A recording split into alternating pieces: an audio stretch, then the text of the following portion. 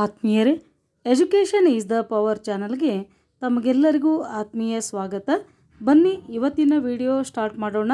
ಇವತ್ತಿನ ಈ ವಿಡಿಯೋದಲ್ಲಿ ಇತಿಹಾಸದಲ್ಲಿ ಬರ್ತಕ್ಕಂಥ ಸಾಮಾಜಿಕ ಮತ್ತು ಧಾರ್ಮಿಕ ಸುಧಾರಣಾ ಚಳುವಳಿಗಳು ಅಧ್ಯಾಯ 5 ಇದನ್ನು ಅಭ್ಯಾಸ ಮಾಡೋಣ. ಇವತ್ತಿನ ಈ ಅಧ್ಯಾಯ ಪರೀಕ್ಷಾ ದೃಷ್ಟಿಯಿಂದ 3 ಅಂಕಗಳಿಗೆ ಬರುವಂತಹದ್ದು. 2 ಅಂಕಗಳ ಒಂದು ಪ್ರಶ್ನೆ ಮತ್ತು 1 ಅಂಕದ ಒಂದು ಪ್ರಶ್ನೆ ಆಗಿರ್ಬೋದು, ಅಥವಾ 3 ಅಂಕದ ಒಂದು ಪ್ರಶ್ನೆ ಕೂಡ ಆಗಿರ್ಬೋದು. ಒಟ್ಟಾರೆಯಾಗಿ ಈ ಅಧ್ಯಾಯದಿಂದ 3 ಅಂಕದ ಪ್ರಶ್ನೆ ಬರಲಿದೆ. ಹಾಗಾದರೆ ಈ ಅಧ್ಯಾಯದಲ್ಲಿ ಅಭ್ಯಾಸ ಮಾಡ್ತಕ್ಕಂಥ ಪ್ರಮುಖ ಕಲಿಕಾಂಶಗಳನ್ನು ನೋಡೋದಾದರೆ, ಬ್ರಹ್ಮ ಸಮಾಜದ ಸ್ಥಾಪನೆ ಮತ್ತು ಅದರ ಸುಧಾರಣೆಗಳು, ಆರ್ಯ ಸಮಾಜದ ಸ್ಥಾಪನೆ ಮತ್ತು ಸುಧಾರಣೆಗಳು, ಸತ್ಯಶೋಧಕ ಸಮಾಜದ ಪ್ರತಿಪಾದನೆಗಳು, ರಾಮಕೃಷ್ಣ ಮಿಷನ್ನ ಬೋಧನೆಗಳು, ನಾರಾಯಣ ಗುರು ಧರ್ಮ ಪರಿಪಾಲನಾ ಯೋಗಂ, ಯುವ ಬಂಗಾಳಿ ಚಳುವಳಿ, ಪ್ರಾರ್ಥನಾ ಸಮಾಜದ ಸುಧಾರಣೆಗಳು, ಅಲಿಘರ್ ಚಳುವಳಿ, ಥಿಯೋಸಾಫಿಕಲ್ ಸೊಸೈಟಿ ಮತ್ತು ಪೆರಿಯಾರ. ಇಷ್ಟು ಒಂದು ಪ್ರಮುಖ ಅಂಶಗಳನ್ನು ಈ ಒಂದು ಅಧ್ಯಾಯದಲ್ಲಿ ಅಭ್ಯಾಸ ಮಾಡಲಿದ್ದೇವೆ. ಹಾಗಾದರೆ ಮೊದಲನೇದಾಗಿ ಈ ಚಿತ್ರ ನೋಡಿ, ಯಾರಿವರು? ರಾಜಾರಾಮ್ ಮೋಹನ್ ರಾಯರವರು. ಇವರನ್ನು ರಾಜಾರಾಮ್ ಮೋಹನ್ ರಾಯರು ಅಂತ ನಾವು ಕರಿತಾ ಇದ್ದೇವೆ. ಇವರ ಮೂಲ ಹೆಸರು ರಾಮ್ ಮೋಹನ್ ರಾಯ್. ರಾಜ್ ಅಂತಕ್ಕಂಥ ಒಂದು ಬಿರುದು ಹೇಗೆ ಬಂತು ಅಂತಂದರೆ, ಇವರು 2ನೇ ಅಕ್ಬರ್, ಮೊಘಲ್ ಚಕ್ರವರ್ತಿ ಆಗಿರ್ತಕ್ಕಂಥ 2ನೇ ಅಕ್ಬರ್ ಅವರ ಒಂದು ಪಿಂಚಣಿ ಹಣವನ್ನು ಇವರು ಲಂಡನ್ನಿಗೆ ಹೋಗ್ಬಿಟ್ಟು ಇವರು ಪಿಂಚಣಿ ಹಣವನ್ನು ಪಡೆಯಲಿಕ್ಕೆ ಕಾರಣ ಆಗ್ತಾರೆ. ಆದ್ದರಿಂದ ಅವರು ಇವರನ್ನು ಏನಂತ ಕರೀತಾರೆ? ರಾಜ್ ಅಂಥೇಳಿ ಕರೀತಾರೆ. ಇವರು ರಾಜಾರಾಮ್ ಮೋಹನ್ ರಾಯ್ ಅಂಥೇಳಿ ಅಲ್ಲಿಂದ ಪ್ರಸಿದ್ಧಿ ಆಗ್ತಾರೆ. ಹಾಗಾದರೆ ಇಂಥ ಒಂದು ರಾಜಾರಾಮ್ ಮೋಹನ್ ರಾಯರು ಒಂದು ಸ್ಥಾಪನೆ ಮಾಡಿದಂಥ ಒಂದು ಸಮಾಜ ಯಾವುದು ಅಂತಂದರೆ ಅದು ಬ್ರಹ್ಮ ಸಮಾಜ. ಈ ಬ್ರಹ್ಮ ಸಮಾಜವನ್ನು ಸಂಸ್ಥಾಪನೆ ಮಾಡಿದಂಥ ಇವರನ್ನು ಭಾರತೀಯ ನವೋದಯದ ಜನಕ ಅಂತ ಕರಿತೀವಿ. ಭಾರತೀಯ ನವೋದಯ, ನವ ಉದಯ, ಹೊಸ ಉದಯ, ಹೊಸ ಕಾಲವನ್ನು ಸೃಷ್ಟಿ ಮಾಡಿದಂತಹ ಕಾಲ. ಆದ್ದರಿಂದ 19ನೇ ಶತಮಾನದಲ್ಲಿ ಏನಾಯಿತು ಅಂತಂದರೆ, ಇಂಗ್ಲೀಷ್ ವಿದ್ಯಾಭ್ಯಾಸದ ಸೌಲಭ್ಯ ನಮ್ಮ ಭಾರತೀಯರಿಗೆ ದೊರಕಿ ಪ್ರಜಾಪ್ರಭುತ್ವ, ರಾಷ್ಟ್ರೀಯತೆ, ಪಾಶ್ಚಾತ್ಯ ಪರಿಕಲ್ಪನೆಗಳು ಪರಿಚಯ ಆಗಲಿಕ್ಕೆ ಶುರುವಾಯಿತು. ಆದ್ದರಿಂದ ಜನರಲ್ಲಿ ವೈಚಾರಿಕ ಮನೋಭಾವನೆ ಬೆಳೀಲಿಕ್ಕೆ ಶುರುವಾಯಿತು. ಭಾರತೀಯ ಸಮಾಜವನ್ನು ವಿಶ್ಲೇಷಣೆ ಮಾಡಿ ಸುಧಾರಣೆ ಮಾಡುವಂಥ ಆಸಕ್ತಿ ಬೆಳೆಯಿತು. ಹೀಗಾಗಿ ಏನಂತಂದರೆ, ಈ ಒಂದು ಯಾವುದೇ ಸಮಾಜದ ಹಾನಿಕಾರಕ ಪದ್ಧತಿಗಳನ್ನು ಕಾನೂನಿನ ಮೂಲಕ ನಿಷೇಧ ಪ್ರಯತ್ನ ಮಾಡಲಿಕ್ಕೆ ಶುರು ಮಾಡಿದರು. ಇಂಥ ಒಂದು ಸಮಾಜ ಸುಧಾರಣೆಯನ್ನು ರೂಪಿಸಿದಂಥ ಪ್ರಮುಖರು ರಾಜಾರಾಮ್ ಮೋಹನ್ ರಾಯರು, ದಯಾನಂದ ಸರಸ್ವತಿಯವರು, ಮಹಾದೇವ್ ಗೋವಿಂದ ರಾನಡೆಯವರು, ಜ್ಯೋತಿ ಬಾಪುಲೆ ಅವರು, ಸ್ವಾಮಿ ವಿವೇಕಾನಂದ ಅವರು, ಆನೆ ಬಿಸೆಂಟ್ ಅವರು, ಸರ್ ಸೈಯದ್ ಅಹಮದ್ ಖಾನ್ ಅವರು, ನಾರಾಯಣ ಗುರು ಅವರು, ಪೆರಿಯಾರರು.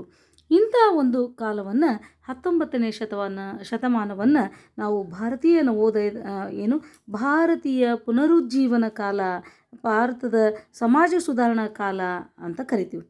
ಇಂಥ ಸಮಾಜ ಸುಧಾರಣೆ ಆಗಲಿಕ್ಕೆ ನಮ್ಮ ರಾಜಾರಾಮ್ ಮೋಹನ್ ರಾಯರು ಏನು ಮಾಡಿದ್ರಪ್ಪ ಅಂತಂದರೆ, ನೋಡ್ರಿ, ಇವರು ಭಾಳಷ್ಟು ಏನಂತಂದರೆ ಭಾಷೆಯಲ್ಲಿ ಪಾಂಡಿತ್ಯವನ್ನು ಹೊಂದಿದ್ರು.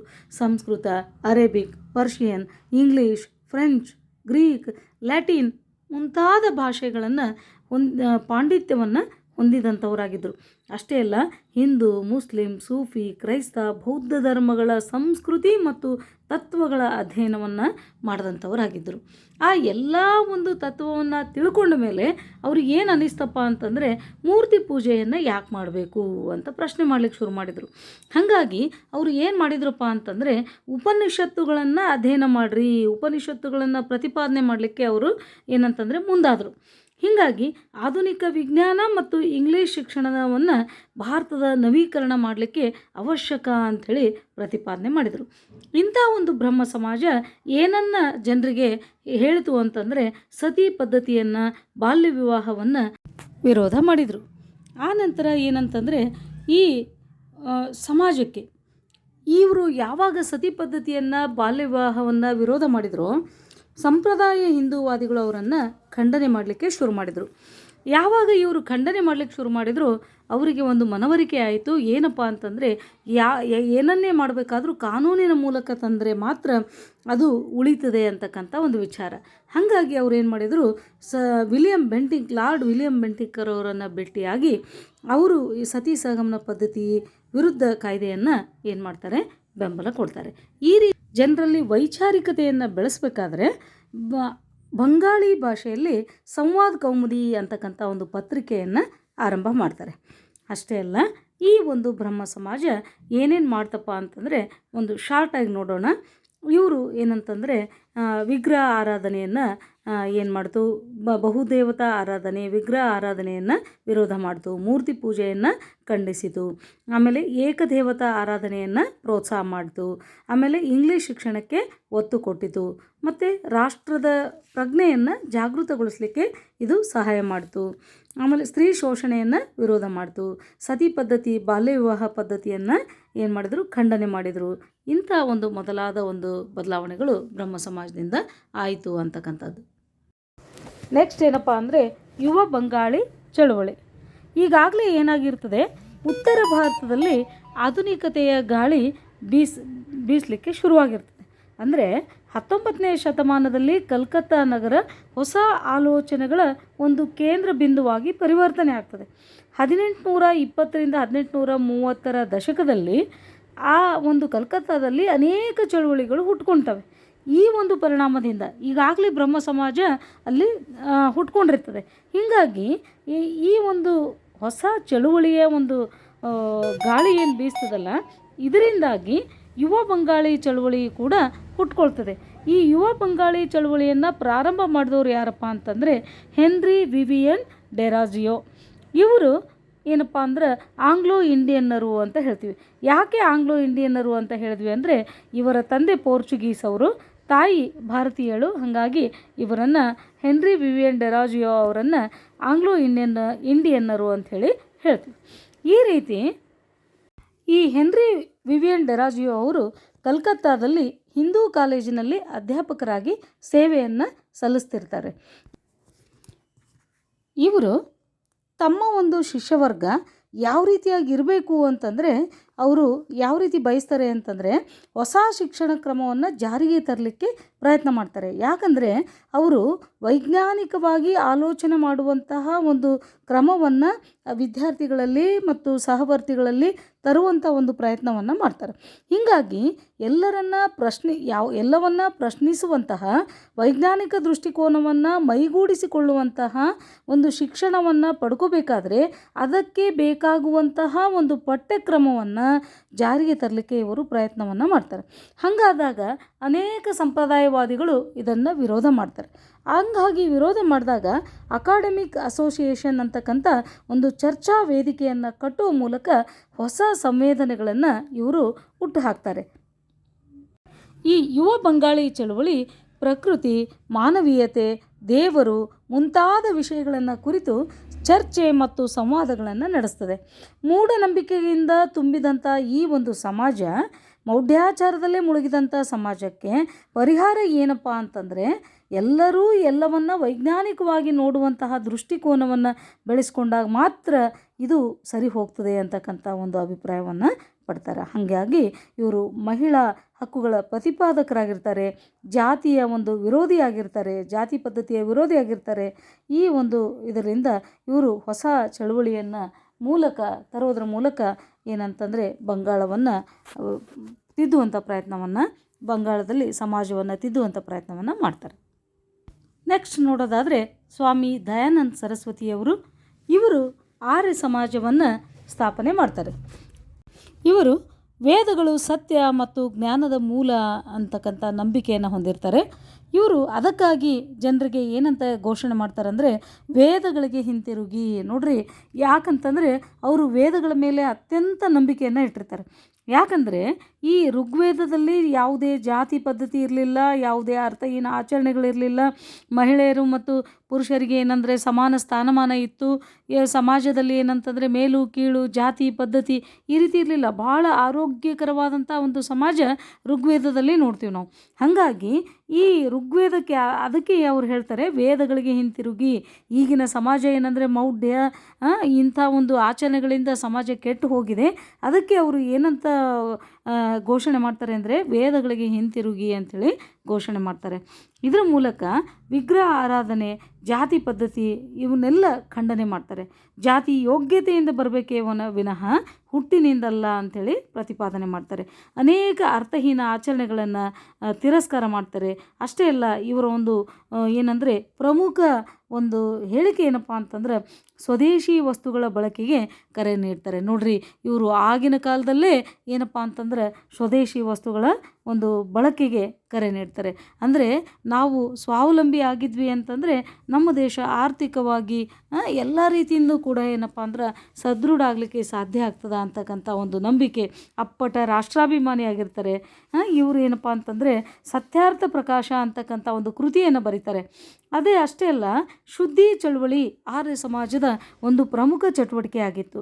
ಏನಿದು ಶುದ್ಧಿ ಚಳುವಳಿ ಅಂತಂದರೆ ಹಿಂದೂ ಧರ್ಮದಿಂದ ಹೊರಗೆ ಹೋಗುವಂಥ ಜನರಿಗೆ ಆ ಬೇರೆ ಧರ್ಮ ಬೇಡ ಅಂತ ಅನಿಸಿದರೆ ಮತಾಂತರಗೊಂಡಂಥ ಹಿಂದೂ ಧರ್ಮದವರಿಗೆ ಮರಳಿ ಹಿಂದೂ ಧರ್ಮಕ್ಕೆ ಬರಲಿಕ್ಕೆ ಅವಕಾಶ ಇರಲಿಲ್ಲ.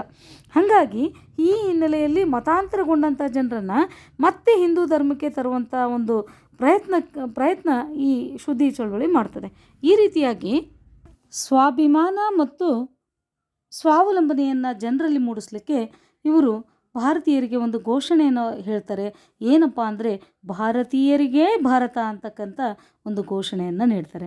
ಈ ರೀತಿಯಾಗಿ ಅನೇಕ ಜನರು ಇವರು ಸ್ವಾತಂತ್ರ್ಯ ಹೋರಾಟದಲ್ಲಿ ತೊಡಗಿಸಿಕೊಳ್ಳಿಕ್ಕೆ ಇವರ ಒಂದು ಘೋಷಣೆಗಳು, ಇವರ ಒಂದು ವ್ಯಕ್ತಿತ್ವ, ಇವರ ಒಂದು ತತ್ವಗಳು ಪ್ರೇರಣೆ ಆಗ್ತವೆ.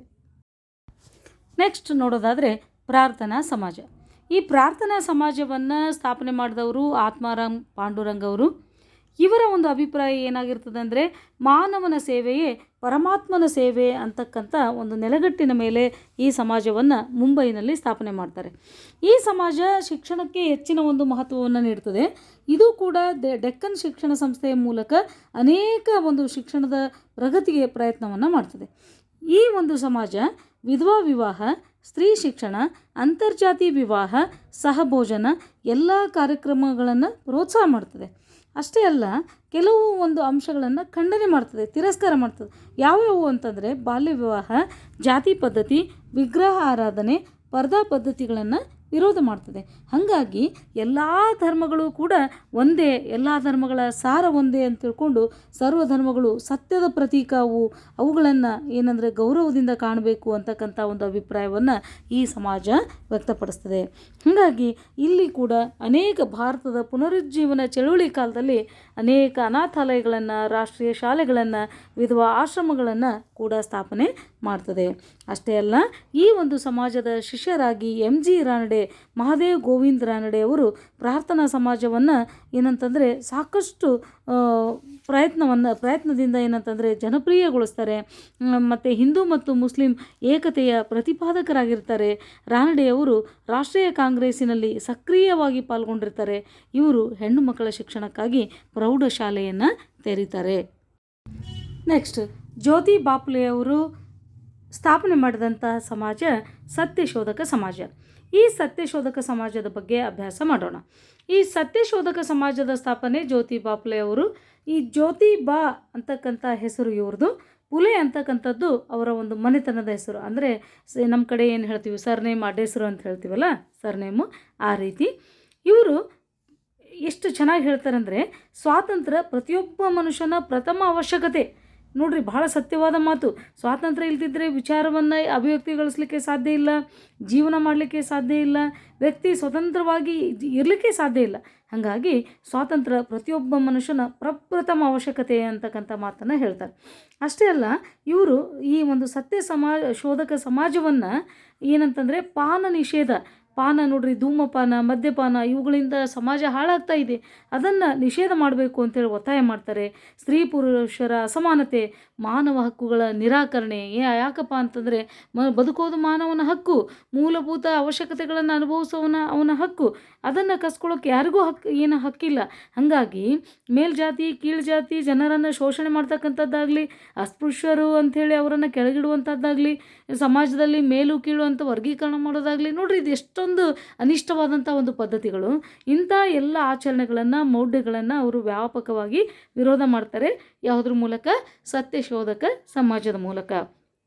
ಈ ರೀತಿ ವಿದ್ಯಾರ್ಥಿನಿಯರಿಗೋಸ್ಕರ ಶಿಕ್ಷಣಕ್ಕಾಗಿ ಶಾಲೆಯನ್ನು ತೆರೀತಾರೆ ಮತ್ತು ಒಂದು ಪುಸ್ತಕವನ್ನು ಬರೀತಾರೆ. ಯಾವುದಪ್ಪ ಅಂತಂದರೆ ಗುಲಾಮಗಿರಿ ಅಂತಕ್ಕಂಥ ಒಂದು ಪುಸ್ತಕವನ್ನು ಬರೀತಾರೆ.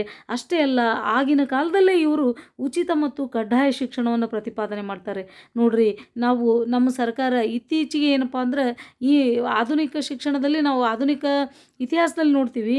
ಆದರೆ ಅವರು ಏನಪ್ಪ ಅಂತಂದರೆ ಆಗಿನ ಕಾಲದಲ್ಲೇ ಏನಂತಂದರೆ ಒಂದು ಉಚಿತ ಮತ್ತು ಕಡ್ಡಾಯ ಶಿಕ್ಷಣವನ್ನು ಪ್ರತಿಪಾದನೆ ಮಾಡ್ತಾರೆ. ಸತ್ಯಶೋಧಕ ಸಮಾಜದಿಂದ ಪ್ರಭಾವಿತಗೊಂಡಂಥ ಶಾಹು ಮಹಾರಾಜರು ಈ ಒಂದು ಸಮಾಜದ ಹಲವಾರು ಶಾಖೆಗಳನ್ನು ಏನಂತಂದರೆ ತೆರೀತಾರೆ. ಇವರು ಈ ಸಮಾಜ ರೈತರ ಪರವಾಗಿಯೂ ಕೂಡ ಹೋರಾಟ ನಡೆಸ್ತದೆ. ಈ ರೀತಿ ಹೆಣ್ಣು ಮಕ್ಕಳ ಶಿಕ್ಷಣಕ್ಕಾಗಿ ಇವರ ಪತ್ನಿಯವರಾಗಿರ್ತಕ್ಕಂಥ ಸಾವಿತ್ರಿಬಾಯಿ ಫುಲೆ ಮೊದಲ ಮಹಿಳಾ ಶಿಕ್ಷಕಿ ಅಂತ ಹೇಳ್ತೀವಿ, ಅಕ್ಷರದ ಅವ್ವ ಅಂತ ಹೇಳ್ತೀವಿ. ಹೆಣ್ಣು ಮಕ್ಕಳ ಶಿಕ್ಷಣಕ್ಕೆ ತುಂಬ ಪ್ರೋತ್ಸಾಹ ಮಾಡ್ತಾರೆ ಮತ್ತು ಹೆಣ್ಣು ಮಕ್ಕಳಿಗೋಸ್ಕರ ವಸತಿ ನಿಲಯಗಳನ್ನು ಸ್ಥಾಪನೆ ಮಾಡ್ತಾರೆ. ಈ ರೀತಿ ಏನಪ್ಪ ಅಂತಂದರೆ ಇವರ ಒಂದು ಪ್ರಭಾವಕ್ಕೆ ಒಳಗಾದಂಥ ನಮ್ಮ ಡಾಕ್ಟರ್ BR ಅಂಬೇಡ್ಕರ್ ಅವರು ಕೂಡ ಇವರ ಒಂದು ಪ್ರಭಾವಕ್ಕೆ ಒಳಗಾಗಿರ್ತಾರೆ. ಈ ರೀತಿ ಸತ್ಯಶೋಧಕ ಸಮಾಜ ಏನಂದರೆ ಸಮಾಜದಲ್ಲಿ ಅತ್ಯಂತ ಒಂದು ಸುಧಾರಣೆಯನ್ನು ತರುವ ಪ್ರಯತ್ನ ಮಾಡ್ತದೆ. ನೆಕ್ಸ್ಟ್, ಅಲಿಗರ್ ಚಳವಳಿ. ಈ ಅಲಿಗರ್ ಚಳವಳಿಯನ್ನು ಸ್ಥಾಪನೆ ಮಾಡಿದವರು ಯಾರಪ್ಪ? ಅಲಿಗರ್ ಚಳವಳಿಯನ್ನು ಅಂತಂದರೆ ಸರ್ ಸೈಯದ್ ಅಹಮದ್ ಖಾನ್ ಅವರು. ಸರ್ ಸೈಯದ್ ಅಹಮದ್ ಖಾನ್ ಅವರು ಈ ಚಳವಳಿಯ ನಾಯಕತ್ವವನ್ನು ವಹಿಸಿರ್ತಾರೆ. ಈ ಮುಸಲ್ಮಾನರು ರಾಜಕೀಯ, ಸಾಮಾಜಿಕ, ಶೈಕ್ಷಣಿಕ, ಧಾರ್ಮಿಕ, ತಾತ್ವಿಕ ವಿಚಾರಗಳನ್ನು ಬದಲಿಸಿಕೊಂಡು ಪೂರ್ವ ಮತ್ತು ಪಶ್ಚಿಮ ವಿಚಾರಗಳ ಸಂಗಮಕ್ಕೆ ಬೆಂಬಲ ನೀಡ್ತಕ್ಕಂಥದ್ದು ಈ ಒಂದು ಚಳವಳಿಯ ಮುಖ್ಯ ಉದ್ದೇಶ ಆಗಿರ್ತದೆ.